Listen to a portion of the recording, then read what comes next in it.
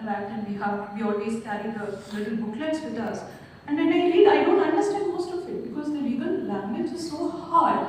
Even for somebody like me at a leadership position, I can only imagine how hard it is for a SHO at the police station level to understand this language.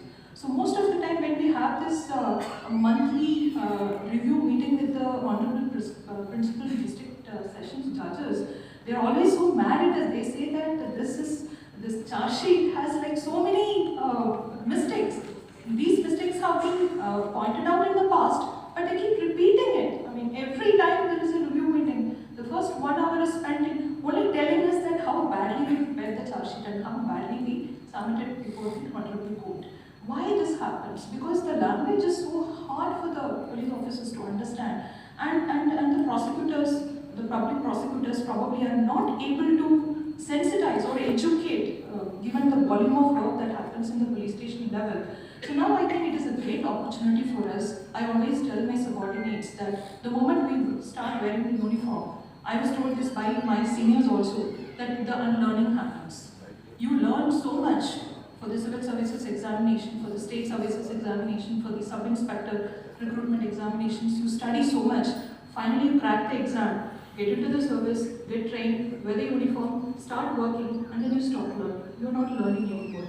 Now, finally, the country has given us an opportunity to start learning again. So, a lot of attempts have been made by the Telangana State Police also to start very detailed training sessions in a consistent manner for all the officers. The newly recruited constables who have just started training in the Telangana State Police Academy, they were given a very detailed session by one of the former special director from CBI on the new laws. And I think there are efforts taken by many state police organizations to teach the police officers. But in this, today, in this moment, I would like to express my desire that everybody who is sitting here, you are the main stakeholders, and I think it is for us to come up with a mechanism to ensure that this is implemented properly and this is taught properly, sensitized properly, and the sensitization should not just stop with the police officers or the legal practitioners, it should be taken to the citizens as well. And I think we also have a responsibility, and I'm requesting my subordinates also to use the community outreach activities that happen at various levels in the police organizations to talk about the new laws and educate the public as well. And the second thing, important guiding principle is the primacy of Indian interest. Justice Lalitji spoke about it in great detail, that finally we have a law which adheres to the constitutional values 100%, 200%. There's no question about it. When the law on sedition was called into question, there were multiple conspirational theories, there was a huge resistance, and different stakeholders raising concerns. And finally, everything, all the concerns have been put to rest. Now we have come up with the law which has addressed all these concerns, and we have clarity. I think in today's legal world, in today's police world, what we need is clarity. So this is very important for us, that the law is made by our own parliament and it must adhere to every single principle given by the great constitution of this country. And I am so glad that today this session is all about Chapter 5 in the Bharathiya Nyaya Sanhitha, which only talks about crime against body and women. And for the first time, they have gathered all the sections which was dealing with crime against women and crime against children, and they have brought it under one umbrella, which is Chapter 5. So we are going to start the training with Chapter 5, because that is what we deal with almost on a daily basis, crime against body and crime against children. So that is the highlight of the second principle.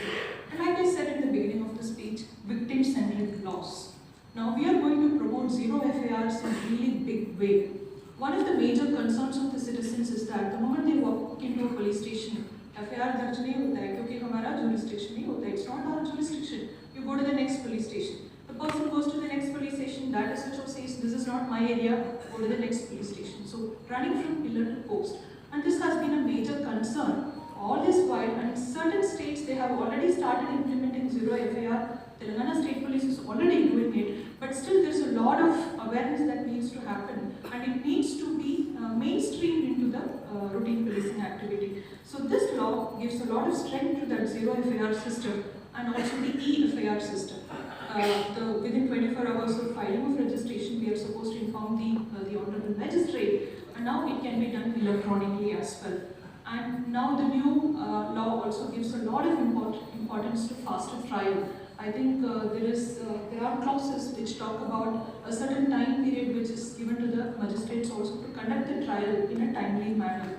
And progress of investigation and withdrawal from prosecution, everything is dealt in detail. Now, the zero tolerance to terrorist crimes and organized crimes, which was spoken in detail about the esteemed speakers, like I said in the beginning, it has been defined so beautifully that there should not be any confusion. You must already observe that of late, the crime landscape is slowly moving from this physical space to the digital space. In our day-to-day dealing with the cases, we have observed that today every crime that is being registered in the police station has a technology component to it. It is connected to cybercrime, even if it is about a complaint given by a girl of stalking, a person is stalking. If you know, earlier in the past, a girl is being stalked in the physical space. The person is following her to the college, following her to the temple, waiting for her at the bus station, and then making her quite uncomfortable in the physical space. Now, it has gone to digital space. The ramification is much bigger. The mental torture the victim goes through is much bigger because he can be consistent at it. It is faceless. You can be anonymous and still be the perpetrator. And it's very difficult to, for the criminal justice system to bring him to justice. So today, in these chapters, every single crime, Dr. Rao has given the list of it. Every single crime is given a detailed definition, what amounts to an offense and what is the offense, and the investigating officers are being given a certain timeline and proper standard operating procedures have been put in place to tell how you are going to record the statement of the victim, how you are going to collect evidence, how you are going to give a copy of the FIR to the victim. In every stage of the investigation, this new law is talking about the rights of the individual, rights of the victim, and also the rights of the accused. And the last and the most important guiding principle is a modernized police department, a modernized prosecution system, and modernized courts. We have come up with new technologies. Forensics is given a lot of importance, and there are new forms of punishment. The speakers have already spoken about the different types of punishments that are being implemented in the new law. I will only talk about the forensics because currently I am dealing with it. Just yesterday, my boss has given me a task to study the latest state-of-the-art mobile forensic vans. And when I was going through the specifications given by the Ministry of Home Affairs, I was so surprised at the length to which the ministry has gone to foresee the future challenges that can happen to us and then provide us with an infrastructure, provide us with equipment which will help us deal with those new age crimes. So today, most of the state governments, all the state governments have been given adequate funds, adequate budget to procure state-of-the-art mobile forensic vans because the new law also mandates that any crime having 7 years of punishment, if I'm right, the forensic expert must visit the scene of crime. It is mandatory now, but I think there is a time period of 5 years that is given to the state governments to come up with their own mechanism or some set of laws to procure or to go for more hiring and recruitment of forensic experts.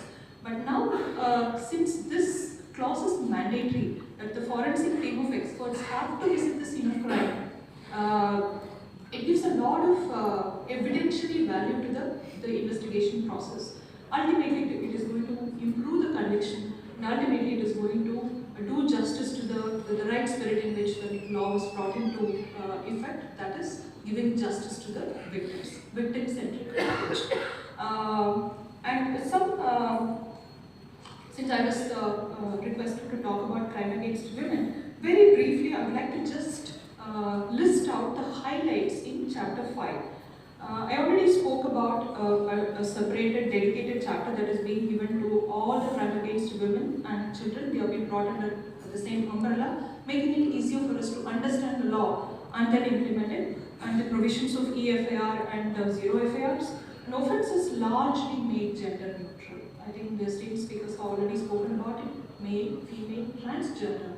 And this is more important because somebody was already speaking about it. When this aggravated sexual act is committed against a child, or a child is particularly trafficked for the purpose of being being forced into illicit sexual intercourse or acts which are not supposed to be done by a child of that age, there was no clarity, there was no sensitization, there was lack of awareness in almost even today. There's a huge lack of awareness among all the police officers about how we are supposed to handle this issue. There are two challenges. One, this is like a worst kept secret because of the very social fabric of our country. People don't really talk about the sexual